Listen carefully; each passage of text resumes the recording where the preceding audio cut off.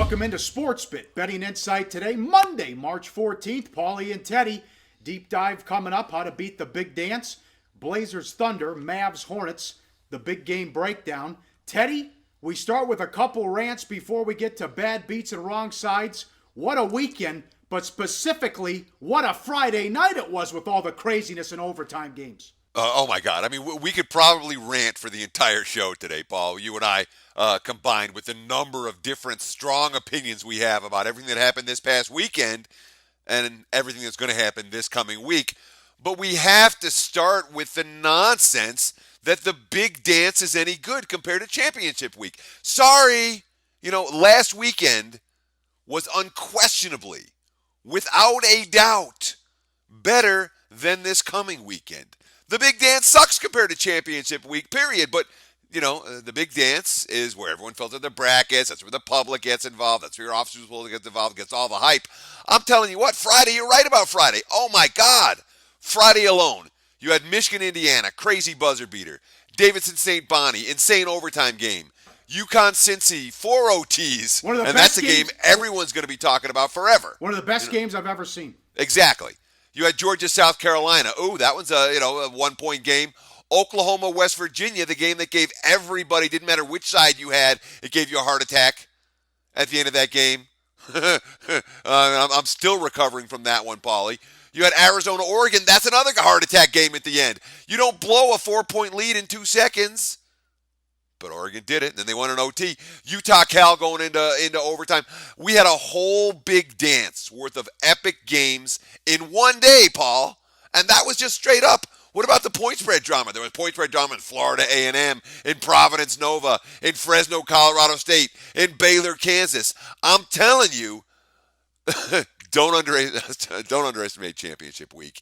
It is a lot of fun, pretty intense, exhausting, and by far better than the big dance, period. Totally agree. Well said. That's the good. Now the bad. It was the worst job I can remember the committee ever doing. It was a shit show. It was awful. They put one team in from a small conference with an at-large bid, and they put them in a play-in game with Wichita State. Here's some numbers. Now, the big problem is, as Calipari said, you don't have basketball people on the committee, and each guy will tell you I have a different criteria that I go by. So, you got problems to begin with. The top 8 RPI admitted all belong to non-Power 5 schools. Every eligible Power 5 school with a top 54 RPI made the tournament. 8 non-Power 5 schools with top 54 RPIs did not. Vandy and Syracuse. Vandy with an RPI of 61, Syracuse with an RPI of 72. When you play in a great conference and you have an RPI like that, it means you lost a ton of games to below average teams. Combined, they won 6 of 23 road games against the top 50. They were 1-9 combined against the top 50. They were 6-16 against the field. Tulsa lost twice in 12 days to Memphis by 32 points, who had a horrible season, and their coach is on the hot seat. No St. Bonaventure, no Monmouth. The little guy was completely, no St. Mary's, no San Diego State. Part of the charm of the first 4 days is to see how the little guy is going to do matched up against the big guy from the power school. And they only put one, and they screwed him in a play-in game to boot. Well, they get the national TV time for the play-in game. Look, Paul, let's not make any debate about this whatsoever. The NCAA selection committee, they could care less about being fair. They could care less about getting good matchups. What they're interested in doing is what the entirety of the NCAA is interested in doing, and that is making money. That's it. Their job is to do one thing, make as much money as possible. And the way they make money, and it's very frustrating for us who actually follow college basketball. No Monmouth. I know you're nuts with no Monmouth. And no Valpo. And the Bonnies don't get in. And St. Mary's doesn't get in. And San Diego State, well, I don't think San Diego State deserves to get in. Yeah, but what do they all have in common, though? What they all have in common is they're non-name schools. And for as much as the fans, the college basketball fans, like the upsets, and they like the little guys battling up with the big guys, the truth of it is, these games aren't designed for fans. For real hardcore fans. They're designed to draw as wide an audience of casual fans as they possibly can. And what that means every year, it means Michigan's going to get in, and Monmouth's going to get left out. It means Syracuse is going to get in, and St. Bonnie's is going to get left out. It means Vandy's going to get in, and Valpo's going to get left out. That's just the way of the world, Paul. This didn't happen we can rant about it all day. It's not going to do us any good because the committee and the general public, they're much more familiar with the name schools than these mid-majors that we all want to see match up against the big boys. It's just how it is. No. That didn't happen in the past. Years ago, they put 4 Missouri Valley teams in. That was the year they're like, oh my God, the RPI's broken. We got to fix this because we put 4 Missouri Valley teams in. George Mason at large, VCU at large, Butler back-to-back finals. I mean, the little guy usually would get rewarded, but they'd stick him with a bad seed. They're not on you, putting him in the tournament. But what happened? The George Mason gets to the Final Four. Guess what? That's the lowest rated Final Four game of the era. So we're all excited. George Mason's the Final Four. The networks lose money on that. Butler gets to play in the championship game. Guess what that was? Lowest rated title game in the modern era. The Duke one was very good, though. We're all excited about it, but the networks aren't making money. The networks don't make money. The NCAA makes money, doesn't make money. And where does that money go? Again, everybody's salary's got to get paid. The big fancy headquarters in Indianapolis have to get paid. All the schools have to get paid. The kids aren't going to get anything, but everybody else has got to get theirs. And these guys, just like in any other job, we think of the NCAA, oh, they're a nonprofit. They're a horrible organization. I don't know how else to say it. Well, I can be pissed off that it's a scam and what they did. It's a complete scam, but they have to make money. Their job is to make money. That's it. Just like any other corporation. And these are the matchups that make money. What do we do about it? Nothing. We bitch and moan, and that's that. Butler, Connecticut was low rated because it was a horrible game, and it's like 20-19 at the half. But the Butler Duke game was epic, and it did very well in the ratings. Okay, bad bets, wrong sides, bad beats. Let's start with. You want to start with the beats or the wrong sides? Let's start with look at what happened on Sunday. Yesterday you have A&M. They're +4. They lose by 5 in overtime. They're standing toe-to-toe with Kentucky, trading punches. And then Ulis and Murray hit back-to-back threes with the clock winding down in overtime. Brutal shots from two guys. They're supposed to be too tired to hit those shots. 3 games in 3 days? Nuh-uh. Tough beat if you had the Aggies yesterday. VCU, what the hell you doing? They're down 11 with 18 seconds. They foul under 148. That's a vicious beat. Get the hell out of there. The game's over. I can't believe they did that. Tough. Yeah. They hit the lamp with 18 and then foul. Ouch. But Michigan State bettors, I hear Michigan State bettors complaining yesterday. They got nothing to complain about. First half leads don't count when it comes to bad beats. And the Spartans made 1 shot in the last 5 minutes of the game. When you hit 1 shot in the last 5 minutes, you don't cover point spreads. It's just that simple. Wrong sides, Clippers. Ooh, embarrassing yesterday. Never. What about the Pacers? The Pacers, off that big win in Dallas on Saturday, they go to Atlanta on Sunday, and then that game was over by half. You don't see a lot of NBA games over by halftime. That game was over by halftime. That's our Hawks, man, locking it down defensively. They're playing great ball. We talked about that. Yeah, that was a nice job. Up next, big game breakdown. That's coming up on SportsBit. Betting Insight today. All right, time for a big game breakdown. Let's go to the association, the Mavs and the Hornets. Hornets 6.5, 210. Look at Charlotte, 7-0 straight up, 6-1 ATS in March, and a half game behind Miami in the Southeast Division. 2.5 games out of the 3 seed. How about this run? And Teddy, Kemba's really taken command.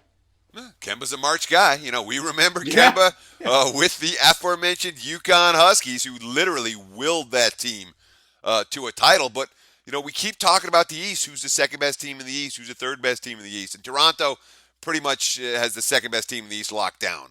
Third best team in the East. My numbers have been showing Boston for most of the year. Not right now. Charlotte is there. Look at the number for Kemba in March. You talked about that 7-0 straight up for Charlotte this month. Look at Kemba. 28.6 points per game. Little guy shooting 53% from the floor, 49% from three-point range. The 4-to-1 assist to turnover ratio. It's the Charlotte's gotten healthy. Clifford's really coaching them up, and Kemba's got the heart of a lion. This team is absolutely bet on right now, which is not the case for the Dallas Mavericks. No, this is ugly. They just went 0-3 straight up on a 3-game homestand, lost to the spread by 29.5 points, lost 5 in a row. The question is now, do they even want the 8 seed? They're 500, and they're going to have to hold off the Jazz if they want to make the playoffs. But again, as I mentioned, they've lost 5 in a row. Where are the wins coming from? Look at the games coming up here. The game tonight at Cleveland, Golden State at home, Portland at Portland, and at Golden State. The losses are going to continue for this team. This is brutal to watch. And you look at who they've been losing to. I mean, again, this homestand, that's been 4 of the last 5 at home, and they've lost all 5. They're losing to the Kings. They're losing the Nuggets and the Pistons and the Pacers. We're not talking elite teams. We're talking a couple of lottery teams and a couple of, second-tier Eastern Conference playoff contenders. So with Dallas losing to those teams at home, I think you made a great point, Paul, talking about, does this team even want the 8 seed and getting annihilated by Golden State in the first round? For Utah, the 8 seed is meaningful. You get some playoff experience. It's a young team. They're stepping up and moving in the right direction. For Dallas, the 8 seed is like, screw you guys. We'll see you next year. It's not, I don't think, a legitimate motivator, except for from the pride perspective. And, Rick Carlisle's a prideful guy, but the way the Mavs are playing right now, certainly they haven't played with a whole lot of pride. But, they didn't play with a whole lot of pride the first time these two teams met either. Charlotte won by 14 in Dallas as 4-point road dogs in the first meeting between these two teams this year. But listen, with that Charlotte team, Paulie, should I say it or you want to say it? Shh! Don't tell anyone. The markets are still sleeping on them. Yeah, certainly. Look at the totals. They're scoring a ton of points lately as well. Excellent point there. Blazers and OKC. Thunder, 8. 220. Another fourth quarter meltdown for the Thunder. They led Saturday night by 2 going to the fourth quarter. They lost by 8 in San Antonio. 12 times they had the lead going to the fourth. They've lost. That's the most in the league. 8 losses since the break. Outscored by 75 points in the fourth quarter of those. And Westbrook, can he get over this headache that he had or what happened at San Antonio, Teddy?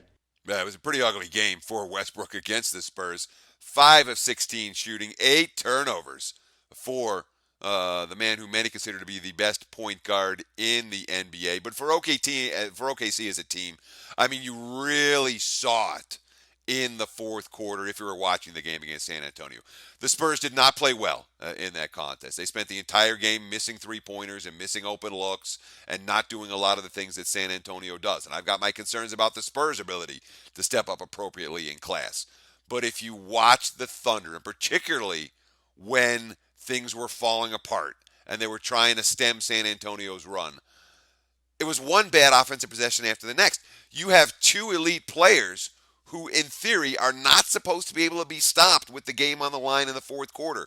Durant or Westbrook should be able to get to the rim or get to the free throw line on possession after possession after possession. And that's what, at times, has made OKC a really tough out in the postseason.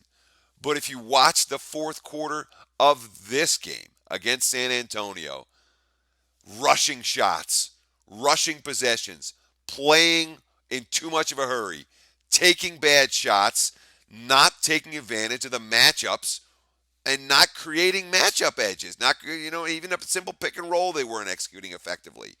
OKC, it's in their head now, Paul. And once it gets in your head, man, that's the beginning of the end for a team like the Thunder. You look at them, they're the only team that has a chance to beat Golden State. I really think that from a talent perspective, when you look at their rebounding differential, but, like the Spurs last year, they're not going to have the chance if they don't survive the first round. But the Blazers, they've got some issues too for this game, Paul, don't they? Yeah, again, Teddy, a tough scheduling spot. What do you think of what's been going on with the Blazers recently? We talked about the home game against Washington. They were lucky to cover there when they returned from the 6-game roadie, and now they had a couple home games, and now they're back on the road. Well, it's a crazy scheduling situation for Portland.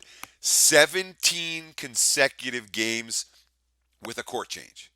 So that's a lot of travel. This is the 10th game of that stretch. So what it means is you're on the road and your homestands are real short. You just boom, in and out, in and out. They did get back on track with a blowout over Orlando after losing 4 of their previous 5. The only win, as you mentioned, coming against the Wizards in OT. But that was a big confidence-inducing blowout over the Magic. Portland needed that victory, and they got it over the weekend. It's also worth noting Talk about teams that match up well against other teams. How about this? Portland 4-2 straight up and against the spread versus Oklahoma City since the start of last year. They beat him as 7.5-point home dogs when these two teams met in January. But note the line. They were 7.5-point home dogs in that game. Now they're 8-point road dogs for this rematch. That tells us the markets have moved somewhere in the range of 5 to 6 points on these two teams combined since January, with Portland on the way up and OKC on the way down. Very good. Up next, deep dive, topic of the day, how to beat the big dance, and play of the day coming up on SportsBit. Betting insight today. Play of the day coming up. Time for the deep dive, topic of the day, how to beat the big dance. A lot of reasons we're going to go over here. Scheduling quirks and everything with the big dance. Teddy, the odds makers have to shift gears. Explain that. Well, yeah, I mean, the first concept here is that the big dance can be beaten. And how do we do it? Well, it starts with the betting markets and the odds makers not being in the same position that they've been in. Now, look, why do so many conference tournament point spreads come down to the last possession? I mean, so many of them this past weekend. Game after game after game, from a point spread perspective, flip your coin. You better hope they land heads, or you better hope they land tails. And if you have a weekend where everything is landing your way, you're real happy by Sunday night or Monday morning. And if everything's going the wrong way, you're pretty miserable by Sunday night or Monday morning. The lines are that sharp at this time of the year. Look, the odds makers and the betting markets have been watching conference games for more than 2 months. Many tournament games are the third meeting between teams. So obviously, when you're watching these teams play against each other and beat up against each other, you have all of this track record and all of this, how does Team A match up against Team B? It's not that difficult in theory to be setting these lines, and you'll see so many games come right down to it. But now, it is literally a whole different ballgame with the lines they have to set.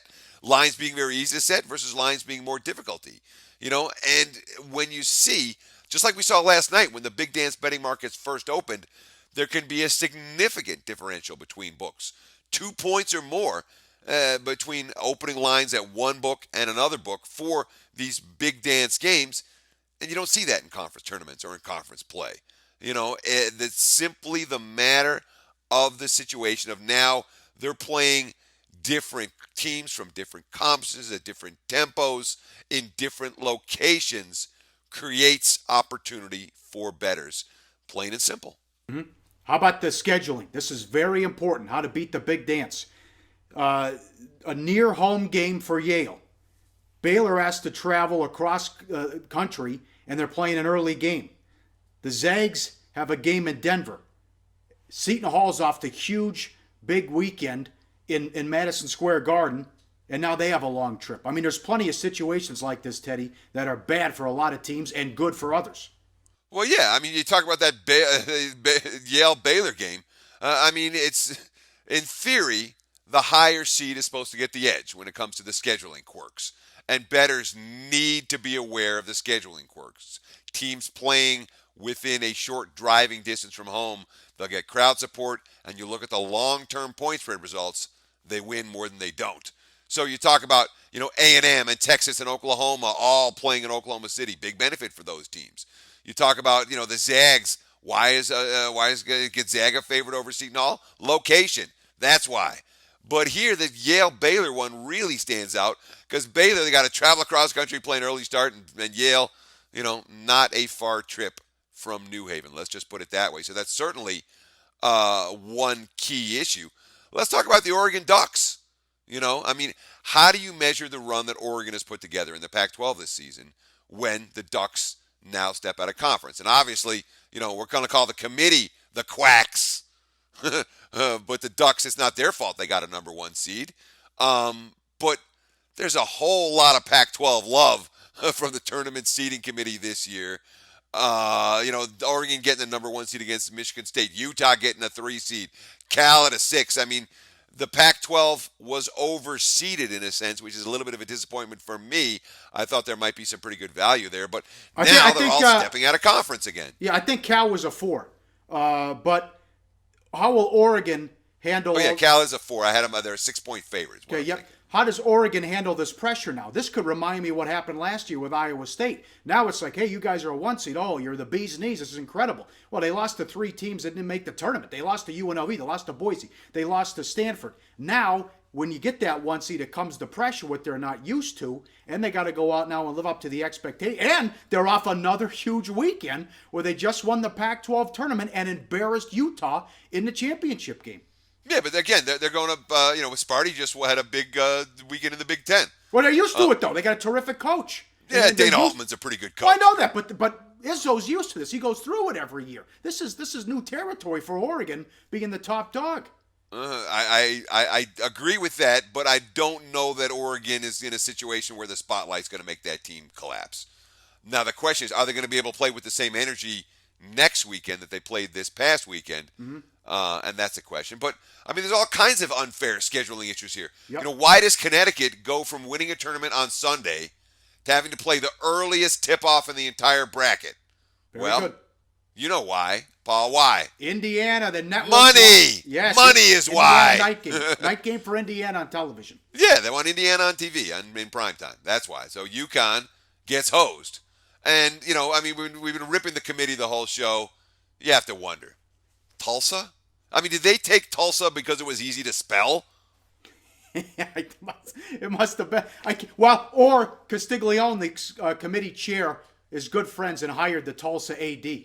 So I'm sure that helped too. How about a Tulsa player who tweeted, yeah, we're not getting in. We have no shot after we lost by 20 to Memphis. I mean, I wonder if they even watched the damn thing. That shows you how bad and egregious that was. I think, what was the powering numbers we were looking at? They had 16 teams ranked higher than Tulsa that didn't get into the dance. Very good. That's pretty ugly. But there's one other factor we have to talk about here when it comes to why the big dance is beatable. Sportsbooks have to deal with a different audience, man. I mean, the Sharps absolutely dominate the college basketball betting markets in January and February. There is no public money. Conference tournaments, not much public money. All of a sudden, the big dance, there's public money out there, legitimate public money. It's going to be showing up, and, look at this picture.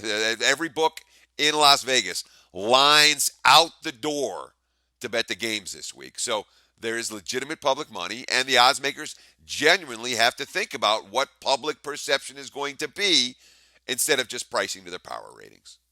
Do more on this rest of the week. Good discussion there. Yeah, a lot of this all week, man. Absolutely. It's Big Dance Week. Absolutely. More on this. I'm looking forward to all Big Dance all the time, man. Don't sell them short.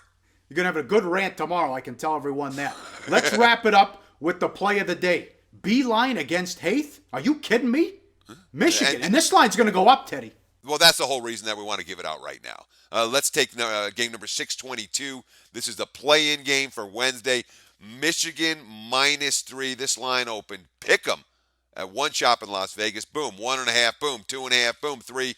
I'm already seeing 3.5s. I don't know how high it's going to go, but if you want the Wolverines, lock in now because you can get off it later with a positive expectation middle opportunity when the line rises even higher. We talked about Tulsa's weakness. I think Tulsa is going to be a little bit of a shell. Tulsa is not a team that I trust to play their best when the lights are shining brightly. I've seen that a couple of times this year from the Hurricane. When the lights shine bright, their knees get kind of wobbly. And, yeah, give me Bayline an extra time to prepare and a very reasonable number. Absolutely. The Wolverines, yeah, I'm taking my alma mater. Michigan -3.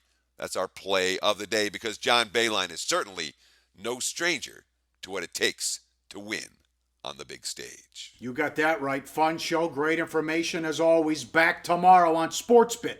Betting Insight today.